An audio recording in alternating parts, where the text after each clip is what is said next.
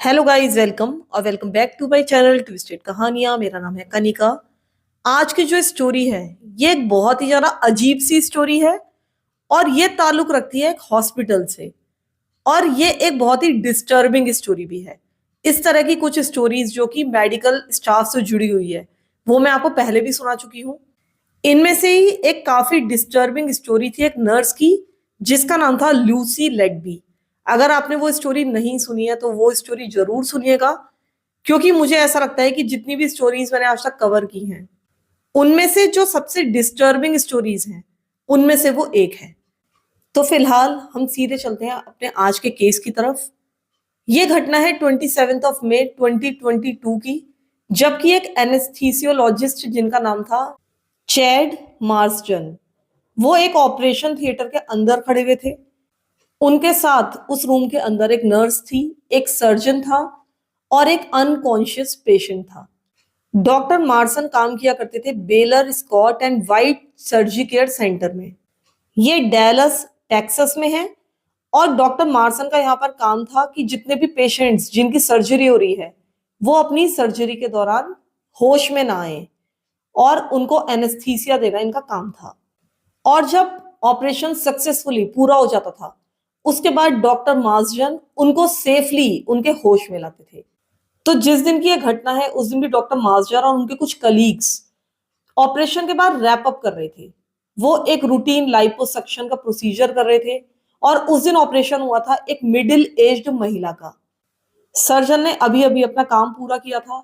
उसने महिला को टांके लगाए थे और उसके बाद डॉक्टर मार्सन और उनके जितने भी कलीग्स थे उनका प्रोटोकॉल शुरू हो चुका था। वो धीरे धीरे पेशेंट को होश में लाने की कोशिश कर रहे थे, एनेस्थीसिया के असर को कम करने की कोशिश कर रहे थे और इसमें थोड़ा सा समय लगता था। सबसे पहले एनेस्थीसिया के असर को खत्म करने के लिए डॉक्टर मार्टसन ने एनेस्थीसिया मशीन को स्विच ऑफ किया, जो कि एक बड़ी सी डिवाइस होती है। ये जितना भी लिक्विड एनेस्थीसिया होता है वो कन्वर्ट होता है वेपर में और उसके बाद जो भी पेशेंट होता है वो उसको सांस के द्वारा अपने अंदर लेता है, यानी ब्रीद इन करता है। अब डॉक्टर मार्टसन ने ये ब्रीदिंग मास्क पेशेंट के चेहरे से रिमूव किया। उन्होंने एनेस्थीसिया मशीन पहले ही बंद कर दी थी। इसके बाद इन्होंने महिला की आईवी निकाली जिसमें अभी तक एक एनेस्थेटिक ड्रग का मिक्सचर था। अब इस महिला को रेगुलर सलाइन चढ़ाई जानी थी और अब क्योंकि एनेस्थीसिया मशीन बंद हो चुकी थी इसलिए अब धीरे धीरे पेशेंट को होश आने वाला था। इस सारे प्रोसीजर में करीब आधा घंटा लग जाता था, यानी कि जो पेशेंट था उसे पूरी तरह से होश आने में आधा घंटा तक लग जाता था। अब ये सारा का सारा प्रोटोकॉल पूरा करने के बाद डॉक्टर मार्टसन और इसके अलावा जो नर्स अंदर मौजूद थी और जो सर्जन अंदर थे अभी तक, उन्होंने पेशेंट को स्ट्रेचर पर लिया और उसके बाद उसके स्ट्रेचर को पुश करते हुए अब वो बाहर हॉलवे में आए और रिकवरी रूम की तरफ पेशेंट का स्ट्रेचर ले जाने लगे। सर्जन वगैरह वहां पर इसलिए मौजूद थे क्योंकि रिकवरी रूम तक जाने तक पेशेंट के ऊपर नजर रखनी बहुत ही जरूरी थी। जब ये लोग बाहर आए यानी कि हॉलवे में आए और अब यहां से इनको रिकवरी रूम में जाना था, तभी इन्हें रास्ते में अपने कुछ और कलीग्स भी मिले, कुछ और नर्सेज भी मिली और साथ ही एक दूसरे एनेस्थीसियोलॉजिस्ट मिले और इन्होंने आपस में एक दूसरे को ग्रीट किया। ये जो हॉलवे था ये बहुत ज्यादा चौड़ा नहीं था, हम कह सकते हैं कि थोड़ा सा वहां पर जगह की तंगी थी। डॉक्टर मार्टसन एक तरफ हटे और जो दो एनेस्थीसियोलॉजिस्ट और एक और व्यक्ति वहां से गुजर रहे थे उनको वहां से गुजर जाने दिया। अब ये लोग पेशेंट को रिकवरी रूम की तरफ लेकर जा रहे थे, तभी अचानक से ही डॉक्टर मार्टसन की नजर पड़ी पेशेंट के ऊपर और वो तुरंत ही समझ गए कि कुछ ना कुछ इस महिला के साथ गलत हो रहा है। ये जो महिला की स्किन थी ये पूरी तरह से ग्रे पड़ चुकी थी और उसकी हालत कुछ ठीक नहीं लग रही थी। डॉक्टर मार्टसन ये देखकर बहुत ज्यादा घबरा गए। उन्होंने उसके वाइटल साइंस की तरफ देखा, जो वाइटल साइन का मॉनिटर होता है वहां पर देखा, तो उन्होंने पाया कि महिला का ब्लड प्रेशर जो कि थोड़े मिनट्स पहले या कुछ सेकंड्स पहले बिल्कुल नॉर्मल था वो अब डेंजरसली हाई हो चुका है। अब वो उस मॉनिटर के ऊपर स्टेयर करते जा रहे थे और देख रहे थे कि आखिर इस महिला के साथ हुआ क्या है, समझने की कोशिश कर रहे थे। तभी अचानक से मॉनिटर पर देखते देखते उन्होंने पाया कि इस महिला के ऑक्सीजन लेवल्स अचानक से बुरी तरीके से गिर गए हैं और साथ ही महिला के मुंह से झाग आने लगा था। अब ये उनके सामने बिल्कुल क्लियर था कि इस महिला को कार्डियक अरेस्ट आया है या फिर दिल का दौरा जिसे हम कहते हैं वो पड़ा है। और उन्हें पता था कि अगर जल्दी से जल्दी कुछ किया ना गया तो इसका दिल यहीं पर रुक जाएगा, यानी कि इसका हार्ट फेल हो जाएगा। डॉक्टर मार्टसन पूरी तरह से सदमे में थे। उनको इन सारी चीजों की बिल्कुल भी उम्मीद नहीं थी, लेकिन तभी उन्हें समझ में आ गया था कि उन्हें तुरंत ही प्रोटोकॉल का पालन करना है। इन्होंने महिला को चेस्ट कंप्रेशंस देने शुरू किए ताकि उसका जो ब्लड था वो उसके हार्ट की तरफ बहने लगे।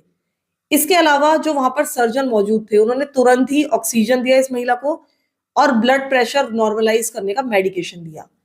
इसके बाद वहां पर जो नर्स थी उसने तुरंत ही वहां पर एम्बुलेंस को बुलाया, और एम्बुलेंस को वहां पर इसलिए बुलाना पड़ा क्योंकि ये जो सर्जी केयर सेंटर था यहाँ पर ये लोग इमरजेंसीज को फेस नहीं कर सकते थे, ये इतना इक्विप्ड नहीं था। इसी कारण से अगर इस हॉस्पिटल में कोई इमरजेंसी आती थी तो यहाँ से पेशेंट को शिफ्ट किया जाता था। इस हॉस्पिटल में यानी कि इनके हॉस्पिटल में केवल शेड्यूल्ड सर्जरीज ही होती थी। अब जब तक एम्बुलेंस आई इन लोगों ने पेशेंट को पूरी तरह से स्टेबलाइज कर दिया था। इसके बाद वहां पर एम्बुलेंस आ गई, पैरामेडिक्स आ गए। उन्होंने पाया कि जो वहां पर महिला थी वो स्टेबल थी, लेकिन जो पैरामेडिक्स थे उन्हें पता था कि एक अर्जेंट सिचुएशन है। उन्होंने यहाँ से पेशेंट को दूसरे हॉस्पिटल में शिफ्ट कर दिया था। डॉक्टर मार्टसन वहां से इस महिला को जाते हुए देख रहे थे। उनको पता था कि अब ये महिला गुड हैंड्स में है और अब उसको शायद बचा लिया जाएगा, लेकिन अभी भी इस पूरे एक्सपीरियंस से वो बहुत ज्यादा शॉक में थे। किसी भी डॉक्टर की जिंदगी में ऐसे बहुत ही कम हादसे होते हैं जिसमें कोई पेशेंट अपनी सर्जरी के बाद सडन कार्डियक अरेस्ट में चला जाए। ये एक बहुत ही अजीब सी बात है, मतलब once in a lifetime वाली बात है। लेकिन डॉक्टर मार्टसन के लिए ये नई चीज साबित नहीं हो रही थी, क्योंकि सिर्फ एक दिन पहले ही एग्जैक्ट सेम सिचुएशन एक दूसरे पेशेंट के साथ हो चुकी थी। पिछले दिन भी एक पेशेंट की इसी तरह से सर्जरी हुई थी, एक रूटीन सर्जरी, और उसके बाद उसको अचानक से कार्डियक अरेस्ट आ गया था और इसी तरीके से उसको भी मेडिकल इमरजेंसी में भेजा गया था। अब जो डॉक्टर मार्टसन थे वो अंदर गए, हॉस्पिटल के अंदर गए, अपस्टेयर्स गए, हॉस्पिटल के एडमिनिस्ट्रेटर के ऑफिस में गए और उनको इस लेटेस्ट इमरजेंसी के बारे में बताया।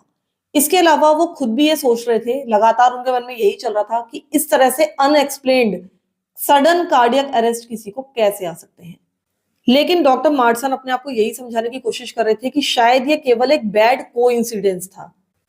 इधर ये जो सर्जी केयर सेंटर था इसकी एडमिनिस्ट्रेटर थी एक महिला जिसका नाम था एशली बर्ग्स। जब उसने इस सेकंड अनएक्सप्लेन्ड कार्डियक अरेस्ट के बारे में सुना तो उसको ये चीज बहुत जरा वियर्ड लगी। उसने एक स्टाफ मीटिंग बुलाई तुरंत। जो भी लोग इन दोनों सर्जरी में मौजूद थे उन सबको इस मीटिंग में कॉल किया गया। इस मीटिंग में डॉक्टर मार्टसन भी थे और करीब 2 दर्जन के करीब दूसरा मेडिकल स्टाफ था, जिसमें डॉक्टर्स थे, नर्सेस थे, दूसरे एनेस्थीसियोलॉजिस्ट थे। वो एक कॉन्फ्रेंस रूम में मिले। जब ये सब लोग वहां पर जमा हो गए तो एशले ने इन दोनों पेशेंट्स के बारे में इन लोगों से पूछना शुरू कर दिया। वहां पर जितना भी मेडिकल स्टाफ था उन्होंने बताया कि किस तरह से कार्डियक अरेस्ट आया था, और ये भी बताया गया कि वो दोनों ही पेशेंट्स बच गए हैं, यानी कि उनकी डेथ नहीं हुई है और वो स्टेबलाइज्ड हैं, वो ओके हैं। अब एशले सबसे ये बात करने लगी कि ये जो कार्डियक अरेस्ट हैं वो बहुत ज्यादा रेयर हैं और इनको हम केवल कोइंसिडेंस मानकर नहीं चल सकते। हो सकता है कि कोई ऐसी चीज हो जो इन हार्ट अटैक्स को ट्रिगर कर रही हो और इस चीज को हमको फिगर आउट करना पड़ेगा। अब एशले ने इन दोनों ही पेशेंट्स की वहां पर फाइल्स मंगाई और उसमें देखना शुरू किया कि इन दोनों को कोई स्पेसिफिक ड्रग एलर्जी थी, कोई मेडिकल कंडीशन थी या कोई मेडिकल रिस्क फैक्टर्स इनसे इन्वॉल्व थे जिनका हमने ध्यान ना दिया हो। लेकिन इनकी फाइल्स में ऐसा कुछ भी नहीं मिला। अब एशले इन दोनों ही पेशेंट्स में कोई कॉमन थ्रेड ढूंढने लगी। वो जानना चाह रही थी कि इन पेशेंट्स को क्या कोई एक जैसी बीमारी थी, क्या इनको एक जैसे मेडिकेशन दिए गए, लेकिन ऐसा कुछ भी सामने नहीं आया। वो दोनों बहुत अलग अलग ऑपरेशन थिएटर्स के अंदर थे, उनके अलग अलग बीमारियों के इलाज चल रहे थे और दोनों में ही अलग अलग मेडिकल स्टाफ इन्वॉल्व था। अब जब एशले को कुछ भी समझ में नहीं आया तो उसने कहा कि मुझे कोई भी रीजनेबल एक्सप्लेनेशन नहीं मिल रहा है, लेकिन मुझे ऐसा लगता है कि शायद हमारे हॉस्पिटल का कोई इक्विपमेंट माल फंक्शन कर रहा हो या कुछ ऐसी दवाइयां हो जो कि ठीक से काम ना कर रही हो, इसीलिए हमें बहुत ज्यादा कॉशन लेना चाहिए और जितने भी इक्विपमेंट्स हैं बिल्डिंग के हमें उन्हें चेक करना चाहिए। और ऐसा करने के लिए उसने बहुत सारी टीम्स बना ली जिससे कि वो सारी की सारी मशीन्स चेक करें और सारी दवाइयां चेक करें कि कोई एक्सपायर्ड तो नहीं है, किसी के साथ कुछ प्रॉब्लम तो नहीं है। साथ ही एशले ने यह भी कहा कि अपने पेशेंट्स के प्रति ज्यादा अटेंटिव रहिए और ज्यादा ध्यान दीजिए। हर किसी ने हाँ में सिर हिलाया। सबको एशले ने थैंक यू बोला और वो वहां से चली गई। उसने सबको काम पर लगा दिया था सारे के सारे इक्विपमेंट्स चेक करने के। इसके बाद करीब 3 वीक्स बीत गए। 22 जून की आफ्टरनून पर जबकि एशले हॉलवे में बाहर ही खड़ी हुई थी, तभी उसने पाया कि सामने एक कैबिनेट है जिसमें बहुत सारी सर्जिकल ड्रग्स हैं। वो जाकर उन सर्जिकल ड्रग्स को चेक करने लगी। पिछले 3 हफ्तों से इसके दिमाग में यही चल रहा था कि ये 2 कार्डियक अरेस्ट अचानक से क्यों आए होंगे। अभी भी उसको उन्हीं 2 केसेस की चिंता थी। इस बीच सारे के सारे इक्विपमेंट्स चेक कर लिए गए थे, एनेस्थीसिया मशीन्स चेक कर ली गई थी, वाइटल साइंस मॉनिटर्स को चेक किया गया था, ब्रीदिंग ट्यूब्स को चेक किया गया था और हर चीज बिल्कुल परफेक्ट थी, हर चीज वर्किंग कंडीशन में थी और कुछ भी ऐसा नहीं लग रहा था कि गड़बड़ है। इसके अलावा जितनी भी ड्रग्स थी, जितनी भी दवाइयां थी, उनको भी चेक किया गया था। एशले ने खुद भी सारी ड्रग्स लिस्ट बनाकर वहां पर चेक की, सबकी एक्सपायरी डेट चेक की, किसी के कोई इस तरह के साइड इफेक्ट तो नहीं है, ये सारी जानकारी ली। लेकिन अभी भी उसको अपने सवालों के कोई भी जवाब नहीं मिले थे। ये 2 कार्डियक इमरजेंसीज ऑपरेशंस के बाद वहां पर क्यों हुई थी, ये चीज अभी भी अनआंसर्ड थी। 3 हफ्ते पहले जबकि वो मीटिंग हुई थी जो कि एशले ने ली थी, उसके बाद इस हॉस्पिटल में कोई भी मेडिकल इमरजेंसी इस तरह की नहीं हुई थी, यानी कि कोई भी कार्डियक अरेस्ट नहीं हुआ था। अब एशले ने ड्रग कैबिनेट के दरवाजे को बंद किया। वो हॉलवे से चलती हुई अब अपना लंच लेकर अपने रूम की तरफ बढ़ने लगी। अभी वो अपने रूम में जाने वाली थी, तभी उसने पाया कि एक रूम के अंदर उसके कई सारे कलीग्स खड़े हुए थे। वो एक टेबल के चारों ओर खड़े थे, बहुत ज्यादा अपसेट लग रहे थे और उनमें से कुछ लोग रो भी रहे थे। अब एशले सीधे उनके पास पहुंची, उनसे पूछा कि यहाँ पर क्या चल रहा है, क्या हुआ है। तब एक नर्स ने बताया कि उनकी एक कलीग जो कि एक एनेस्थीसियोलॉजिस्ट थी, जिनका नाम था डॉक्टर मिलानी कैस्पर, उनकी अचानक से मौत हो गई है और उनकी मौत कल रात को ही हुई है और वो भी हार्ट अटैक से उन्हीं के अपने घर में। उनके हस्बैंड ने सुबह उनके बिस्तर पर ही उनको डेड पाया था। तब उन्होंने 911 को फोन किया था, लेकिन अनफॉर्चुनेटली जब तक पैरामेडिक्स आए तब तक डॉक्टर कैस्पर की मौत हो चुकी थी। अब ये मौत की खबर जानकर एशले बहुत ज्यादा शॉक्ड रह गई। वो अच्छी तरीके से डॉक्टर कैस्पर को जानती थी और उसको पता था कि इस तरह की कोई भी बीमारी डॉक्टर कैस्पर के साथ नहीं थी। वो अपने मिड 50s में थी और ऐसा उनको देखकर बिल्कुल भी नहीं लगता था कि उनको ऐसे अचानक से हार्ट अटैक आ जाएगा। लेकिन एशले को यह भी याद था कि कुछ दिनों से उसको ऐसा सुनाई पड़ रहा था कि डॉक्टर कैस्पर थोड़ा सा बीमार चल रही हैं। अब एशले ऐसा सोचने लगी कि हो सकता है कि डॉक्टर कैस्पर को जो भी बीमारी हो, उसी के कारण उनको हार्ट अटैक आया हो। अब ये एशले का काम था कि किसी भी तरीके के कोई स्टाफ इवेंट्स होते थे तो उनकी प्लानिंग एशले ही करती थी। तो अब एशले ने डॉक्टर कैस्पर के लिए एक छोटी सी सेरेमनी रखी। उसने सब लोगों को बताया कि कुछ दिनों के बाद डॉक्टर कैस्पर की सेरेमनी है। इसके बाद 5 दिन बीत गए। 27 जून को एशले अपने फ्रंट ऑफिस में बैठी हुई थी और कंप्यूटर पर डॉक्टर कैस्पर के मेमोरियल की कुछ सप्लाईज का ऑर्डर कर रही थी। तभी अचानक से उसे आवाज आई कि जैसे कोई दौड़ते हुए कदमों से उसके ऑफिस की तरफ आ रहा हो। और तभी उसने पाया कि अचानक से उसका ऑफिस डोर खुला और सामने खड़े थे एनेस्थियोलॉजिस्ट डॉक्टर चैड मार्डसन, वही डॉक्टर जिनसे मैंने इस कहानी को शुरू किया था, जो कि पहले भी 2 पेशेंट्स के लिए बहुत ज्यादा परेशान थे। वो बहुत ज्यादा हॉरिफाइड लग रहे थे। उन्होंने एशले से बस इतना कहा, इट्स हैपनिंग अगेन। ये सुनते ही एशले के अंदर जैसे कि कुछ टूट गया। वो पूरी तरह से नर्वस हो गई। वो तुरंत कूदकर अपनी कुर्सी से उठी और डॉक्टर मार्टसन के पीछे पीछे एक तरफ को भागी। अब ये लोग पहुंचे एक ऑपरेशन रूम में, जहां पर एशले को बाहर से ही एक लॉन्ग सिंगल बीप की आवाज सुनाई दे रही थी। जब किसी पेशेंट के हार्ट मॉनिटर में फ्लैट लाइन आने लगती है, यानी कि उसकी सांसें या उसके दिल की धड़कन कहीं ना कहीं रुक जाती है, वैसी आवाज जब आती है, वैसी आवाज इस समय एशले को सुनाई दे रही थी। उसने अंदर जाकर देखा कि एक सर्जन उस पेशेंट के ऊपर झुका हुआ था और पेशेंट को लगातार चेस्ट कंप्रेशंस दे रहा था उसको बचाने के लिए। ये एक एल्डरली पेशेंट था और इतनी दूर से भी एशले को दिखाई दे रहा था कि इस पेशेंट की स्किन पूरी तरह से ग्रे पड़ चुकी है और साथ ही इस पेशेंट के मुंह से भी झाग आ रहा था। यानी कि 2 पहले जो कार्डियक इमरजेंसीज हो चुकी थी, ये केस भी उनके पूरी तरह से सिमिलर था। लेकिन इस बार जो फ्लैट लाइन की आवाज आ रही थी, जो बीप आ रही थी, उससे क्लियर था कि ये जो केस है ये पहले दोनों केसेस से और भी ज्यादा खराब है। इसका मतलब ये है कि इस आदमी की हार्ट बीट रुक चुकी है। कहीं ना कहीं हम कह सकते हैं कि ये मर चुका है। अब एशले वहीं पर जड़ हो गई, वहीं पर रुकी रही। वो आगे ही नहीं बढ़ पा रही थी। वो बस दूर से उस सर्जन को देख रही थी जो कि लगातार चेस्ट कंप्रेशंस कर रहा था ताकि किसी तरीके से उस व्यक्ति को बचाया जा सके। तभी एशले ने वहां पर कुछ और कदमों की भी आवाजें सुनी।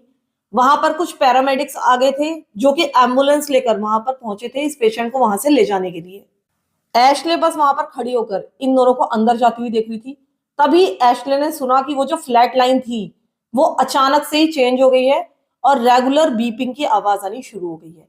इसका मतलब ये था कि जो सर्जन वहां पर चेस्ट कंप्रेशन कर रहा था वो अपने काम में कामयाब हो गया है और इस आदमी की हार्ट बीट एक बार फिर से शुरू हो गई है। अब ये सुनकर एशले को बहुत ज्यादा शांति मिली, लेकिन उसे पता था कि अब भी ये एक मेडिकल इमरजेंसी है और हो सकता है कि ये पेशेंट किसी मुसीबत में पड़ जाए। अब इन पैरामेडिक्स ने उस आदमी को अपनी स्ट्रेचर पर लिटाया। उसके बाद वो उसको लेकर बाहर गए और एम्बुलेंस में डालकर उसे किसी दूसरे हॉस्पिटल में ले जाया गया। अब वहां पर केवल एशले, डॉक्टर मार्टसन और सर्जन रह गए थे। ये तीनों एक दूसरे का चेहरा देख रहे थे। तीनों ये बात समझ रहे थे कि यहाँ पर कुछ ना कुछ तो गड़बड़ है, किसी ना किसी कारण से ये कार्डियक अरेस्ट हो रहे हैं। कोई ना कोई तो ऐसी चीज है जो इनको ट्रिगर कर रही है, लेकिन इसका क्या कारण है वो इनको समझ में आ ही नहीं रहा था। अब एशले कुछ मोमेंट्स तक वहां पर खड़ी रही। उसको बहुत ज्यादा सिक फील होने लगा था। वो सोच रही थी कि अगर ये ड्रग्स के कारण नहीं है, ये इक्विपमेंट्स के कारण नहीं है, तो इसका कुछ ना कुछ सॉलिड रीजन तो जरूर होना चाहिए। अब अगले 2 महीनों तक एशले ने अपने हर एक मेडिकल स्टाफ को इंटरव्यू किया, उस पर नजर रखने लगी और वो ये चीज श्योर करना चाहती थी कि हर एक उसका एम्प्लॉय सर्जी केयर सेंटर के सारे प्रोटोकॉल्स का 100% पालन कर रहा है या नहीं कर रहा है। इसके अलावा जब वो ये अपनी रिसर्च कर रही थी, अपनी ऑब्जर्वेशन कर रही थी, तब उसने यही पाया था कि सबके सब उसके मेडिकल स्टाफ एग्जैक्टली वही कर रहे थे जो करने की उनसे उम्मीद की जाती थी, यानी कि कोई भी गलती नहीं कर रहे थे।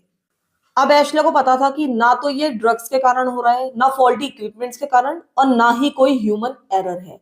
लेकिन ये जो कार्डियक इमरजेंसीज थी ये लगातार बढ़ती जा रही थी। जुलाई में 3 और इंसिडेंट्स हुए थे। 4 इंसिडेंट्स अगस्त के फर्स्ट 3 वीक्स में हो चुके थे और अब कम से कम 10 पेशेंट्स ऐसे हो चुके थे सर्जी केयर सेंटर में जिनकी सर्जरी के बाद उनको अचानक से ही कार्डियक अरेस्ट हो गया था। हालांकि इनमें से कोई भी पेशेंट थैंकफुली मारा नहीं गया था, लेकिन ये कोई खुशी की बात नहीं थी क्योंकि इनमें से कई सारे पेशेंट्स को परमानेंट हार्ट डैमेज हो चुका था। इसके अलावा उनको बहुत सारे साइड इफेक्ट्स हो चुके थे। एशली ये सारी चीजें देख रही थी, लेकिन उनको रोकने के लिए वो कुछ भी नहीं कर पा रही थी और अपने आप को बहुत ज्यादा हेल्पलेस फील कर रही थी। वो अब ये सब कुछ क्यों हो रहा है उसे जानने के लिए बहुत ज्यादा डेस्परेट थी। तभी 24 अगस्त को 2 चीजें हुई। पहली चीज तो ये थी कि मॉर्निंग में, यानी कि 24 अगस्त की मॉर्निंग में एशले को एक फोन कॉल रिसीव हुई। वो डैलस पुलिस ऑफिसर की कॉल थी। उसने एशले को बताया कि डॉक्टर मिलानी कैस्पर की ऑटोप्सी पूरी हो चुकी है। वही डॉक्टर जो कि एनेस्थीसियोलॉजिस्ट थी और जो जून में अपने घर में हार्ट अटैक के कारण मारी गई थी।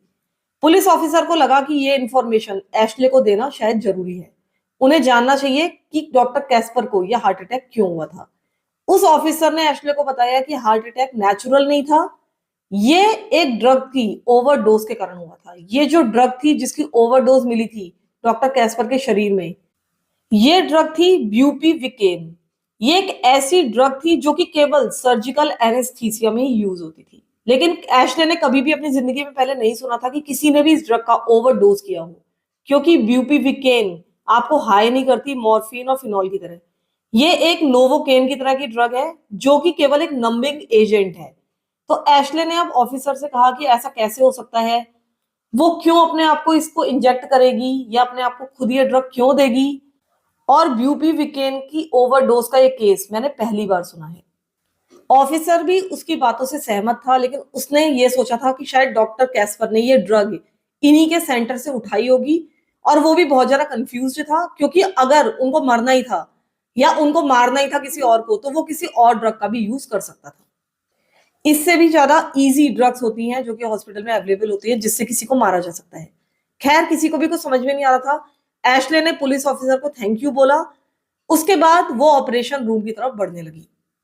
वो ऑपरेशन रूम के बाहर मौजूद ड्रग कैबिनेट की तरफ जा रही थी, जहां पे इस तरह की ड्रग्स को स्टोर करके रखा जाता है। अब एशले हॉलवे में पहुंच गई, लेकिन उस दिन की दूसरी चीज ये थी कि उस दिन हॉलवे में बहुत ज्यादा केओस फैला हुआ था। उस दिन एक 18 इयर्स ओल्ड लड़के की सर्जरी होनी थी। वो एक रूटीन साइनस सर्जरी थी, लेकिन तभी उसने देखा कि इस माइनर सी सर्जरी के बाद अचानक से वही सारा सीन एक बार फिर से रिपीट हो रहा था। एक बार फिर से इस 18 इयर्स ओल्ड लड़के को हार्ट अटैक आया था। उसकी हालत भी बहुत ज्यादा खराब थी। उसके बाद वहां पर एक एम्बुलेंस को बुलाया गया था, और वहां पर अब मेडिकल इमरजेंसी के लोग यानी कि पैरामेडिक्स पहुंच चुके थे। वहां पर उसने एक एनेस्थियोलॉजिस्ट को देखा जो कि चेस्ट कंप्रेशंस इस पेशेंट को दे रहा था। उसने पेशेंट को स्टेबल भी कर लिया था और इमरजेंसी में उसको एम्बुलेंस में भेज दिया गया था। अब जब इस लड़के को यहां से ले जाया गया, तब एशले बहुत ज्यादा डेस्परेट फील कर रही थी। आज उसको जानना ही था कि इस हॉस्पिटल में आखिर चल क्या रहा है। अब वो और ज्यादा वेट नहीं कर सकती थी। इसने वहीं पर मौजूद एक दो और स्टाफ मेंबर्स को बुलाया। उसके बाद वो उसी ऑपरेशन रूम में एंटर हुए और उन्होंने सारे के सारे मेडिकल इक्विपमेंट्स को एक एक करके चेक करना शुरू किया। वो सब कुछ ठीक था। उसके बाद उन्होंने सारी ड्रग्स चेक की। उन्होंने सारी ड्रग्स को भी जब सही पाया तो उन्होंने अब फ्लोर पर चेक करना शुरू कर दिया। हो सकता है वहां पर कोई ऐसी चीज पड़ी हो जो वहां पर नहीं होनी चाहिए। इसके लिए उन्होंने ट्रैश कैन को यानी कि कूड़ेदान को भी चेक किया, और ट्रैश कैन के अंदर एशले को कुछ ऐसा मिला जो कि देखकर उसका खून एक तरह से हम कह सकते हैं कि जम गया। उसको विश्वास ही नहीं हो रहा था कि कोई व्यक्ति इतना ऑफुल, इतना घटिया काम भी कर सकता है, और ऐसा आखिर कोई व्यक्ति करेगा क्यों। उसके बाद एशले ने वो चीज अपने हाथ में उठाई। उसके बाद वो ऑपरेशन रूम से बाहर निकली, ऊपर गई अपने ऑफिस में, और वहां से उसने पुलिस को फोन किया। कुछ मिनट्स के बाद ही वहां पर दो पुलिस ऑफिसर आ गए। वो सीधा जाकर एशले से मिले, और एशली ने उनको वो चीज दिखाई जो कि उसे ट्रैश कैन से मिली थी। जैसे ही उन्होंने वो चीज देखी, वो समझ गए थे कि यहाँ पर कुछ बहुत ही सीरियस क्राइम चल रहा है। ये दोनों यहां से सीधा निकलकर ऑपरेटिंग रूम में गए, जहां पर इस 18 इयर्स ओल्ड लड़के का ऑपरेशन हुआ था। वहां पर उन्होंने एविडेंसेस ढूंढने शुरू कर दिए। इसके अलावा इन लोगों ने सिक्योरिटी कैमरा फुटेज भी देखी, पूरे ऑपरेशन थिएटर की और साथ ही बाहर हॉलवे की भी। जब इन्होंने इस फुटेज को ध्यान से देखा तो वो समझ गए थे कि यहाँ पर कुछ बहुत ही भयंकर कांड चल रहा था। इस सीसीटीवी फुटेज ने सब कुछ बयान कर दिया था कि आखिर यहाँ पर हुआ क्या था। अब मैं आपको बताती हूँ कि आखिर इस सीसीटीवी फुटेज में था क्या। ये जो सीसीटीवी फुटेज थी जो कि इन्होंने देखी और जो बहुत ज्यादा सीरियस इनको लगी, वो 5 डेज पहले की थी, यानी कि 19th ऑफ अगस्त की।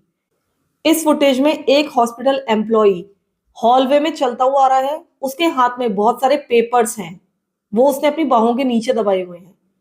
वो वहां पर खड़े हुए दो तीन कलीग्स को क्रॉस करके आगे आता है और एक बड़े से मेटालिक डिवाइस के सामने आकर खड़ा हो जाता है। ये एक रेफ्रिजरेटर की तरह लगता है। ये इस मशीन को ओपन करता है, इसका हैंडल पकड़कर नीचे झुकता है और अंदर से एक सलाइन आईवी बैग बाहर निकालता है।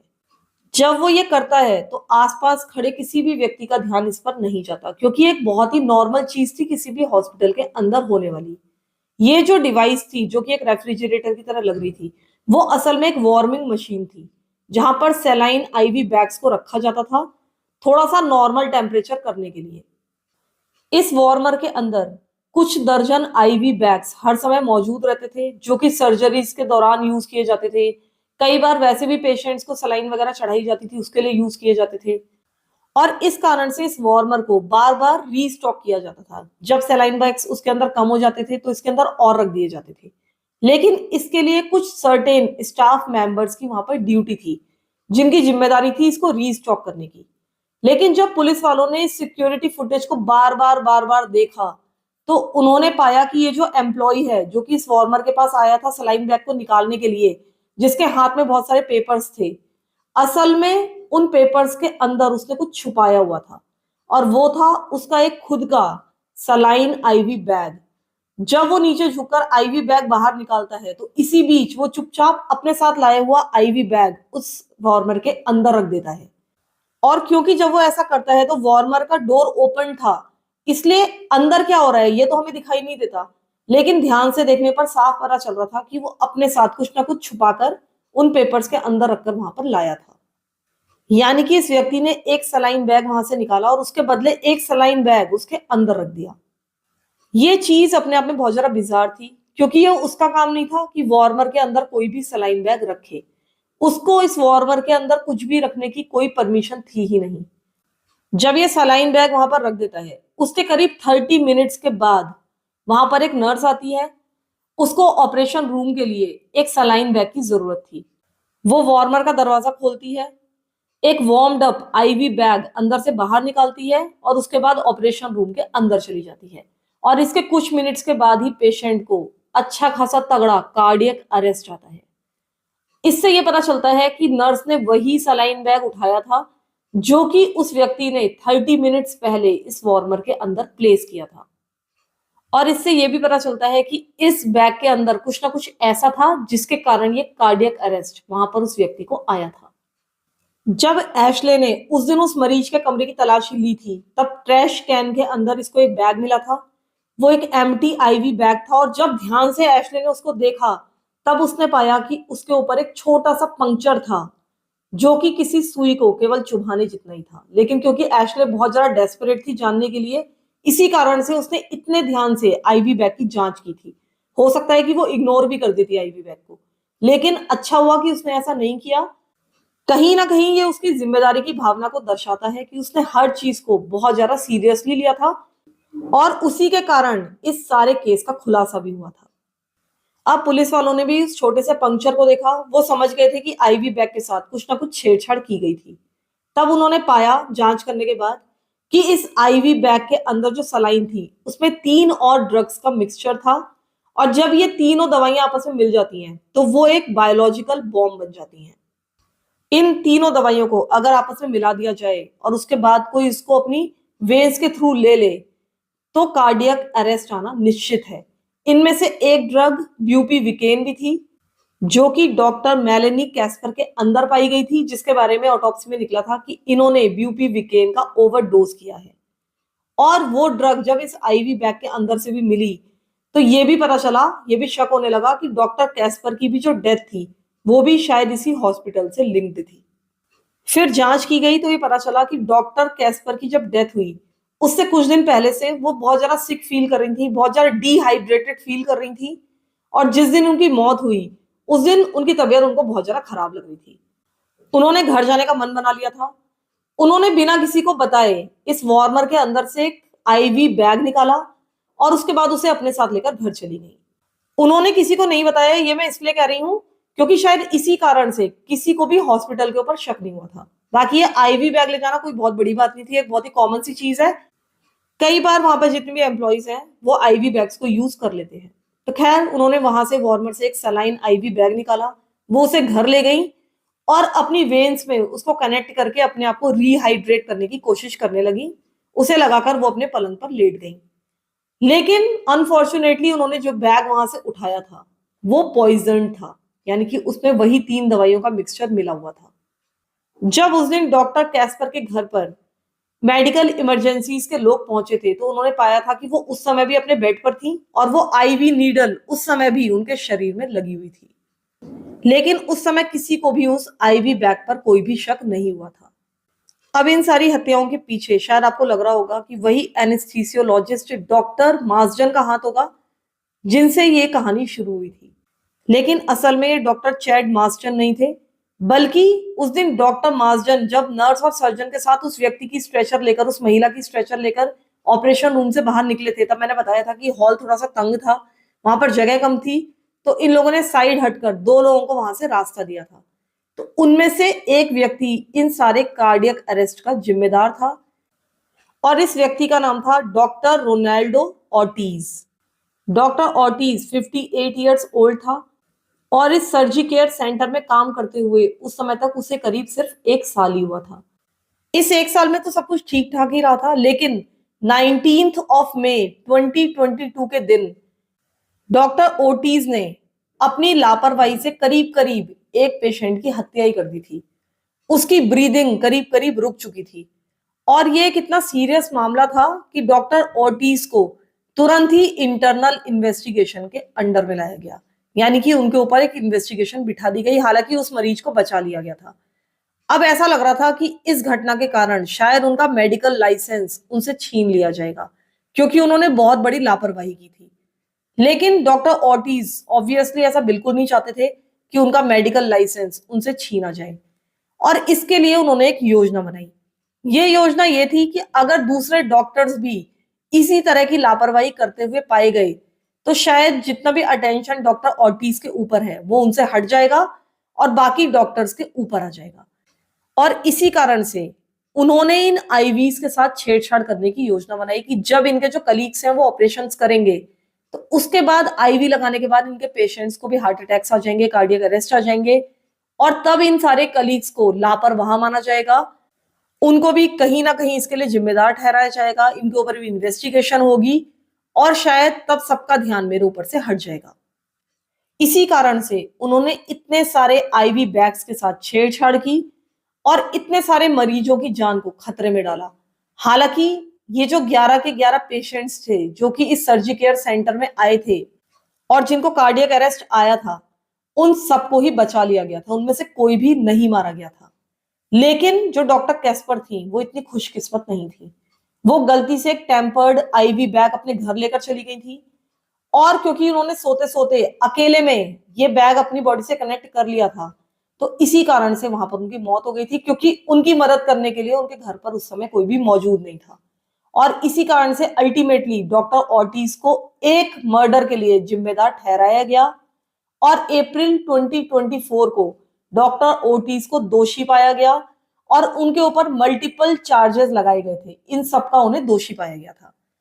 इसके बाद उनको सेंटेंसिंग हुई और उनको 190 ईयर्स इन प्रिजन की सजा सुनाई गई। फिलहाल डॉक्टर ऑर्टिज जेल में है, और ऑब्वियसली उनका मेडिकल लाइसेंस भी कहीं ना कहीं उनसे दूर हो चुका है। तो फिलहाल आप लोग मुझे बताइएगा कि मेरी ये स्टोरी आपको कैसी लगी, ये घटना आपको कैसी लगी, इसके बारे में आप क्या सोचते हैं। और मैं आपको रिकमेंड करूंगी कि लूसी लेडबी का केस भी आप जरूर जाकर देखें। अगर हो सकेगा तो मैं एंड स्क्रीन में आपको उसका लिंक दे दूंगी। हालांकि वो एक बहुत लंबी स्टोरी है, शायद उसके 3 पार्ट्स हैं, 3 या 4 पार्ट्स हैं, वो बहुत ही लंबी स्टोरी अपने आप में, लेकिन एक बहुत ही इंटरेस्टिंग स्टोरी भी है। तो आप उसको भी देखिए। साथ ही मेरे नए चैनल ट्विस्टेड स्टोरीज को भी आप जरूर सब्सक्राइब कीजिए। उसमें लगातार मैं नई नई स्टोरीज डालती जा रही हूँ। तब तक के लिए thank you so much for listening to my stories. Thank you so much.